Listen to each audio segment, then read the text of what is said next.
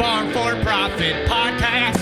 Take a listen, have a blast. Farm for Profit Podcast. Learn about farming while having a laugh. Farm for Profit Podcast. All right, let's jump back in and give our listeners an update on the carbon market. I mean, we hear this buzz terminology so often that we maybe don't fully understand. So we're going to try and dive a little deeper into this today. Pleasure to have Ryan with us from Indigo. This is recorded down here at Commodity Classic, sitting in the crow's nest, top perch, overlooking the entire show this morning. Really appreciate you jumping on, Ryan. Yeah, absolutely. Thanks for having me. Why don't you tell our listeners a little bit about who you are, what your tie to agriculture is, and then a little bit, too, about what your role is. Yeah, so I'm Ryan Stockwell, Senior Manager of Grower Engagement with Indigo Ag. So I work predominantly on the carbon team to help educate growers on what this carbon market opportunity looks like, how to participate in it, how it works, and what it can do for their farm. I also farm in north central Wisconsin, so corn, soybeans, and hay. Grew up on a dairy farm, and so lifelong in the agriculture sector. Very good. You don't do any snowmobiling up there, do you? Oh, also grew up on a snowmobile. I used to have one. Always went up there. It's a fun time. Oh, yeah. So what? Let's just jump right in. What does carbon look like, or carbon market look like for growers? We've all heard different things. Perspective of a banker, he's heard certain monetary things. As a real estate agent, I've heard value add. As a farmer yourself, you have questions. What does it look like? I think we're seeing a lot of clarity happening especially over the last couple of years. We're seeing a lot of the market demand send their signal very clearly that they want high quality carbon credits. Okay. They need to know the data and the information. They need to feel comfortable with the source of those carbon credits, because what those buyers, they are essentially responsible to their customers and their investors. Both of those segments are looking for that clarity in knowing that that industry or that organization is buying high quality and that it's actually having an impact. And that again is achieved through a high quality carbon credit that meets a lot of the specs of a protocol designed by the Climate Action Reserve and some of these other protocols. And so we're seeing that really come into focus. Gotcha. So we know what the grower wants, Tanner. What does Indigo Ag? How do you tie in? I'm curious. So what's the? Yeah, so we're making this all happen. We're bringing together the carbon credit buyers. We're creating that information and that source where they can obtain those carbon credits, and again, high quality carbon credits. But we're also making that platform for growers where they can participate in this growing opportunity and sign up to generate carbon credits on their fields. Okay. Nice. I'm thinking of this as a farmer right now. Mm-hmm. It seems like there's so many companies getting into the carbon market, right? There's so many options.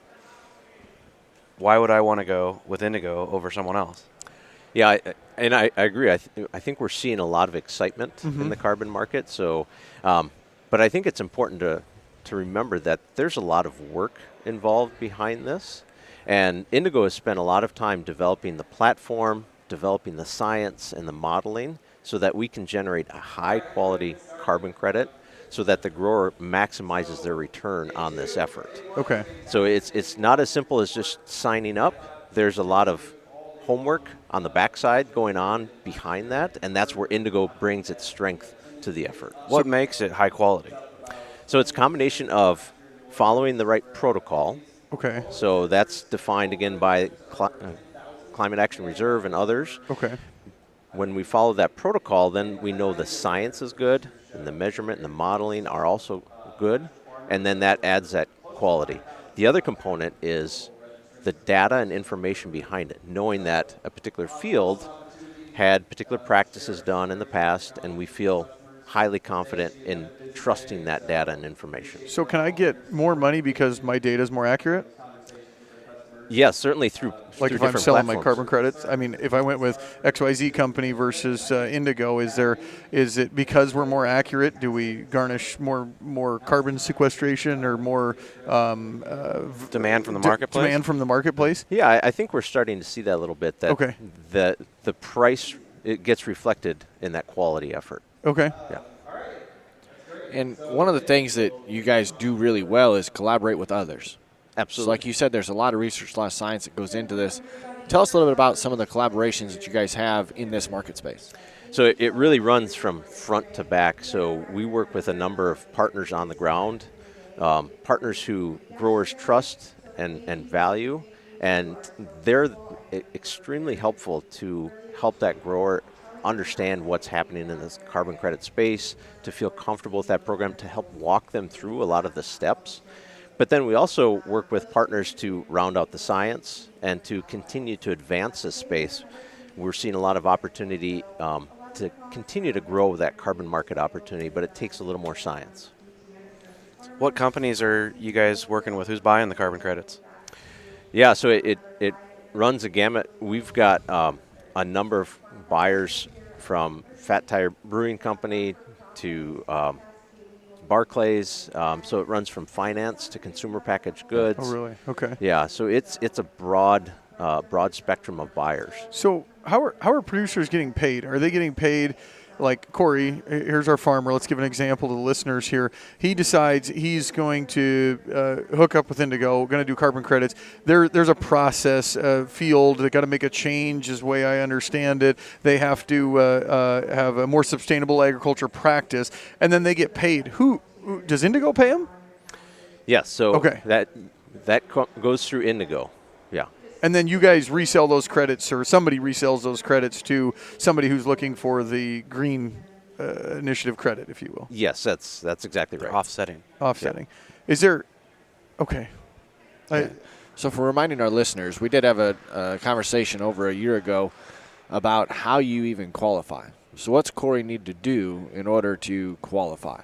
Yeah, so it really comes down to, especially in the carbon credit space, to find that high quality carbon credit, they're looking for additionality.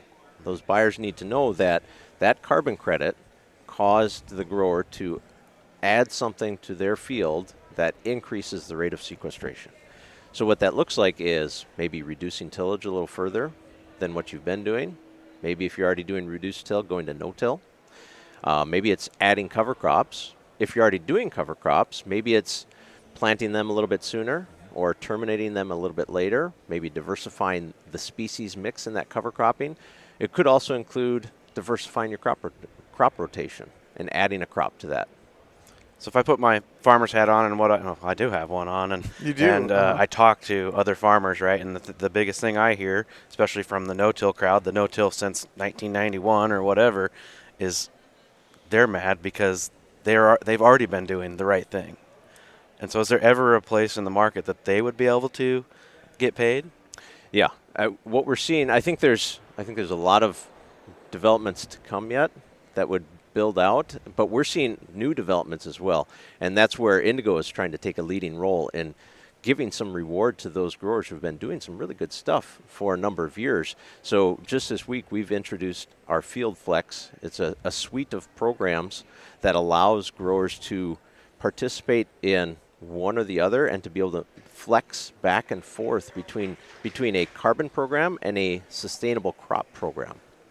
And where a grower that you described, Corey, really fits in is in that sustainable crop program.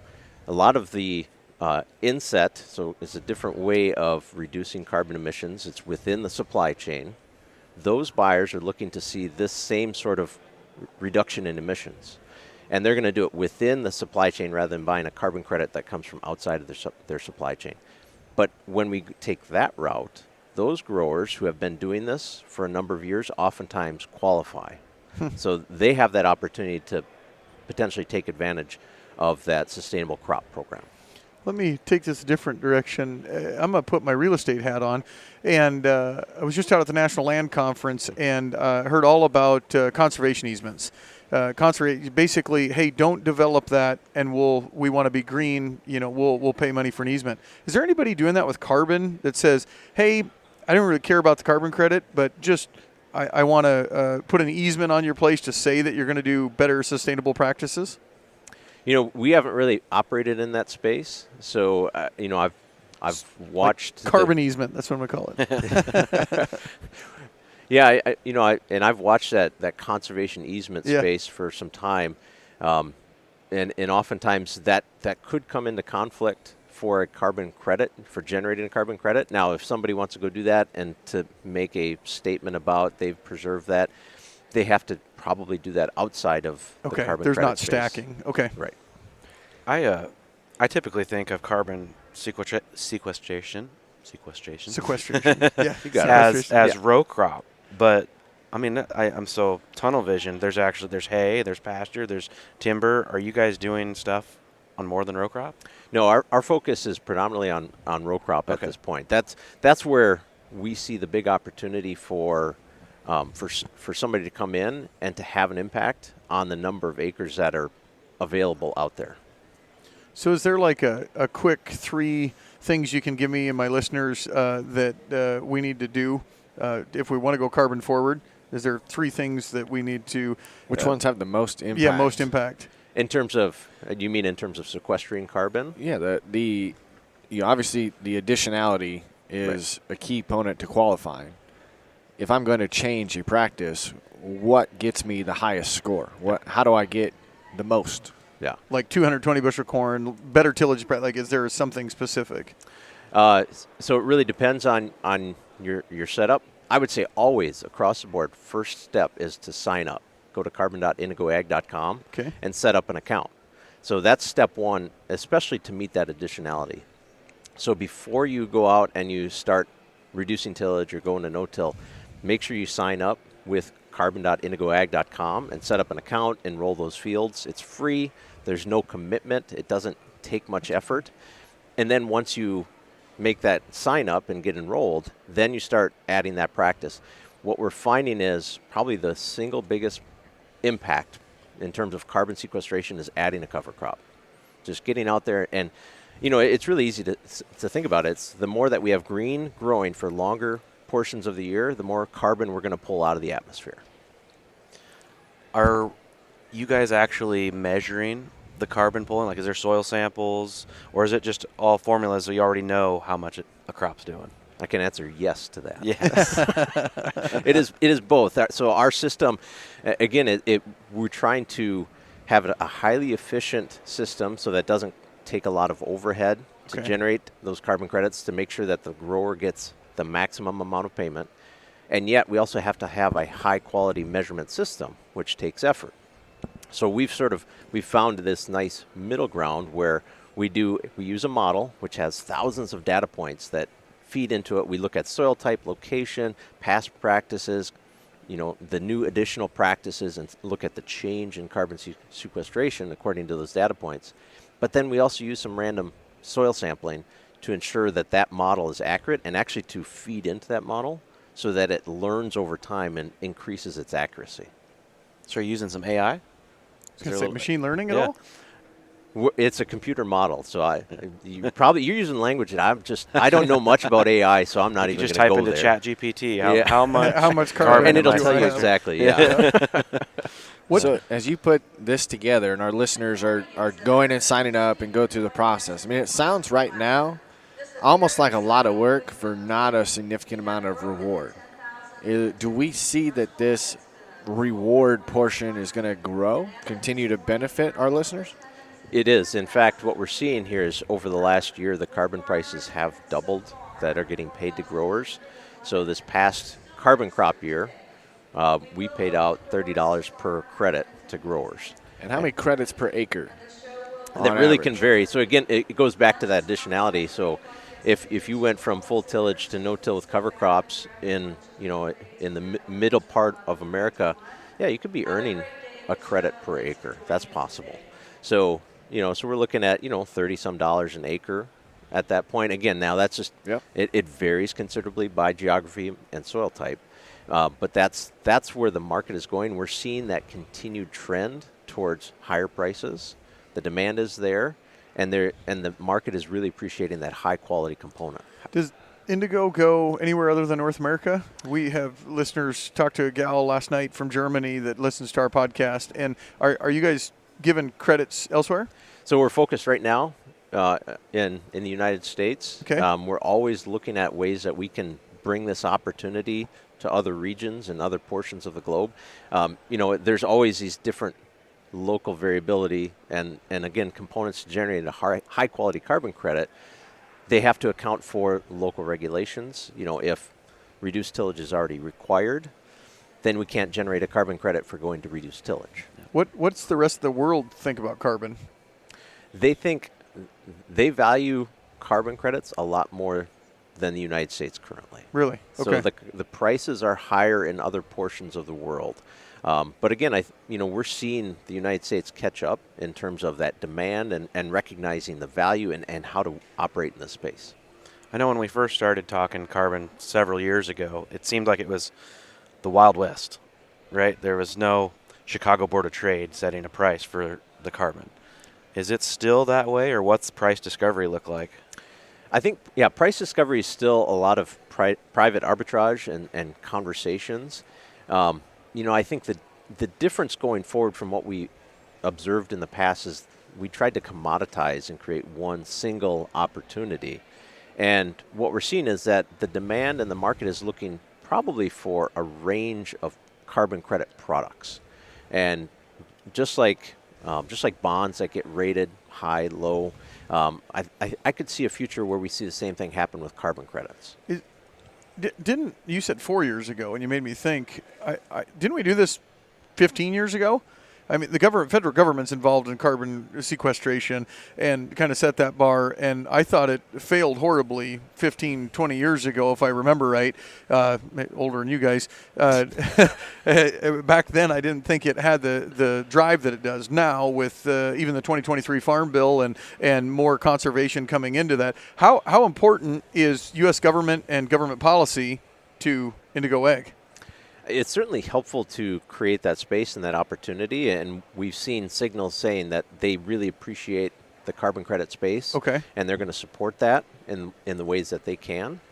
I would say that going back to that experience that you mentioned, David, 15 years ago, I think there's some important distinctions. I think the market demand wasn't quite as high. Okay. It's not nearly as high as it is now. We're seeing just incredible, tremendous demand through customers and investors that just wasn't present 15, 20 years ago. And I think the other key differentiation here is quality again.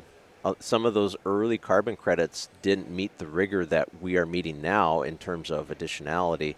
So I think what happened is some of the buyers who did participate bought those carbon credits, and then when they tried to talk about it to their customers, the customers kind of wondered, well, what are we buying if you're paying producers to do some of the stuff that they've been doing for 15 or 20 years? Mm-hmm. And I appreciate the effort to, again, reward those growers, but it has to be done in a different way with a different mechanism that fits the market demand. I would also say there's probably a lot more technology now than 15 years ago that you can actually measure. Yeah, that's absolutely why it's probably way more quality too. Yes, exactly. That really contributes. Yeah, the interesting part of that is, there's a lot more demand on those purchasing the credits, but what's the adoption rate of the producers, the farmer side? Ooh, yeah. Mm-hmm. Well, we've seen in the last 2 carbon crop cycles, we've seen a 4-fold increase in terms of the number of growers participating, in terms of the number of acres participating, and a 5x increase in the number of carbon credits generated from those producers. So we're seeing tremendous growth of growers interested and participating, generating carbon credits. So my farm went to strip till 2 years ago. So that I would assume that's additionality. So yeah, reduced tillage, so fertilizer. There's additionality, but again, as I mentioned before, in order to really generate that high quality carbon credit, growers need to sign up and then implement. Yes. So there's no look back anymore. Right. So that's one of those issues, again, that goes back to why things didn't work out 15, 20 years ago, is they had a fairly long look back period. But again, the market didn't like that as much. They couldn't go back to their investors or to their customers and say, look what we did. When, they said, well, that grower's been doing it for 10 or 15 years. What did you really do? Yeah. So what are you looking forward to? What do you think the 2023, 2024 is going to end up bringing Indigo? It's hard to speculate, but one thing I'm certain of is the trajectory is going to continue. We're going to continue to see the growth in the number of farmers, the number of acres. So the farmers that are participating already, they're adding more acres. And then the combination of adding more acres, and we've got producers that are adding practices to generate more carbon credits. So I see that trend continuing. I also see, I'm really excited about the Field Flex opportunity. Again, as a grower, I've been doing no-till and coverage for a decade on some fields. And so to me, that's an opportunity to get some value again for those acres that I've been doing it. So I'm really excited about that opportunity. Let's talk futuristic, like way out there. So Chris, Ryan, Tanner, everybody creates carbon footprint. Okay, so if we all create a carbon footprint, right now the people that are buying your carbon credits are probably larger institutional type people that are saying, hey, we want to be green. Do you think there's ever a time that it's like, hey, Chris, you created this much carbon footprint, you need to credit that back. Ryan, you created this much. So does every person in the world have to own 0.64 acres to make up for their carbon footprint? Like, what's that look like? I mean, is there ever a time that far down the road that we're thinking this is way bigger than what it is now? Yeah, I would say that it's going to continue down that trend where consumers are just more aware, and they're probably going to take more effort to understand that. Okay. Now, they're not going to try to achieve that carbon neutrality on their own individually and buy 1.5 carbon credits somehow from somebody. Right, and there are those opportunities. Individuals can buy those carbon credits. I expect and predict that they're going to continue to pursue that through their buying decisions, and they're going to expect that through the items that they purchase every day. That's how they achieve their neutrality. So if I go sign up, say I spread cover crop this year, when am I getting paid as a farmer from Indigo? Yeah, so if you start participating in 23 during the 23 growing season, so then you sign up, implement that cover crop, submit the data, get through that. So in 24, we go through that process of measuring and validating, issuing those carbon credits. So that's at that point, that's when you start getting some payments. And so we also have a vesting schedule so that your payments, so for that 23 crops, start getting paid out in 24, and it spreads out over 5 years total. Okay, so it lags a year behind, and then it's split up into multiple payments. Yes. Okay.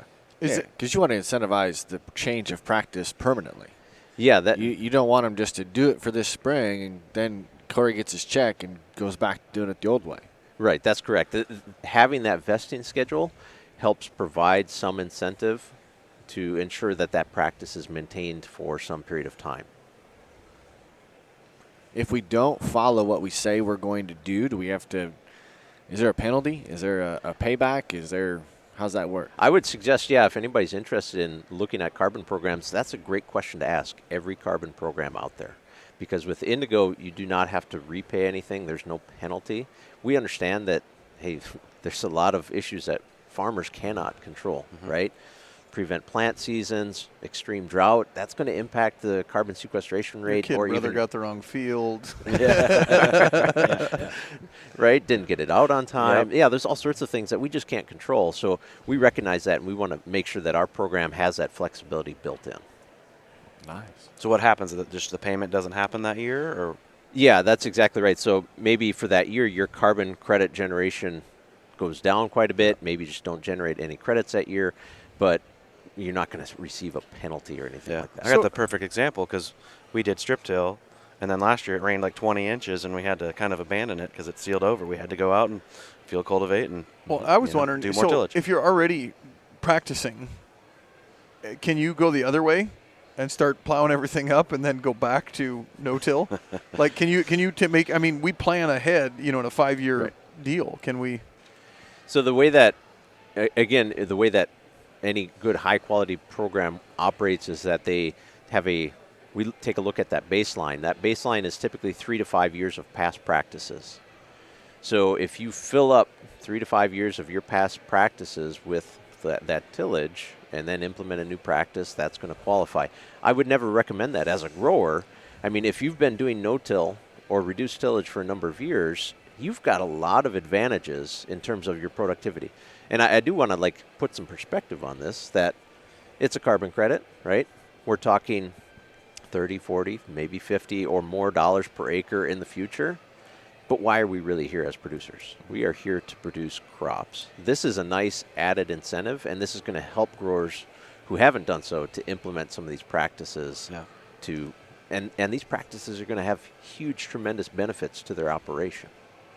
Yeah, we're here to produce crops profitably. Yeah, exactly. So hope you get paid for a credit, but hopefully, yes, agronomically, you're increasing yields or maybe not using as much fuel, and that kind of stuff. Yeah. Right, reducing costs. Mm-hmm. Yep. Yeah, reducing costs and improving the productivity of that soil so that it's easier to produce high yield in that crop year and into future years. Mm-hmm. So what do we miss? I think this, for me, the take home, and I would always recommend this, go do your research, look at these programs, ask the questions that you guys have been asking here, but then sign up. So again, carbon.indigoag.com, that's a great location to go sign up, get started in a program, and then make sure that you find the right partner to implement that practice. It does take a little bit of learning, but again, that's farming. Look around us. There's change all around us when it comes to this profession. And if we're going to continue to build our productivity, these practices are key. And then this carbon opportunity just adds some extra incentive, adds some extra profitability and revenue to it. I thought of one more question, guys. Wind turbines. Sometimes the reason that they pay for themselves are the tax incentives.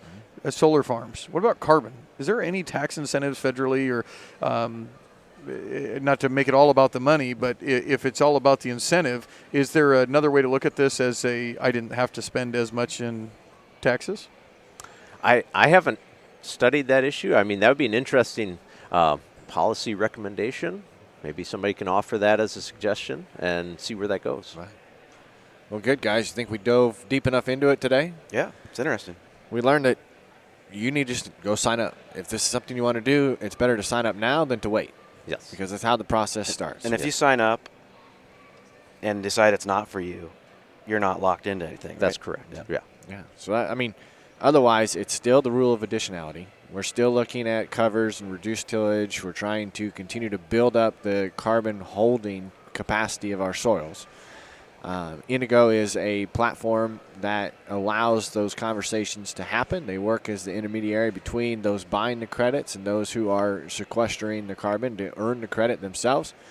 If you're going to get paid, it's going to come out with Indigo in a vested format. You get paid the year after the growing season, and then it trickles down to continue to warrant, a little incentive to continue to do that process. But the biggest thing out of this conversation is do your research. Dive into it. See if Indigo is the partner for you. If there's another company that's best going to fit what we've got going on, just learn about it because every farm is going to be different. Yeah, and certainly don't wait. Like you said, dive in and just get started because the opportunity is there now. So when we ask every guest the same question at the end, and that is, what does success look like to you? It doesn't have to be about Indigo's carbon program, but in general, what does success look like to Ryan? I think success for me, personally, is seeing more acres of cover crops and reduced tillage out there. I personally know what this can do for the profitability of an operation, and certainly in terms of the productivity of the soil, as well as addressing some of the issues that we're trying to resolve and help out in agriculture. So that's what success looks like to me. I like this.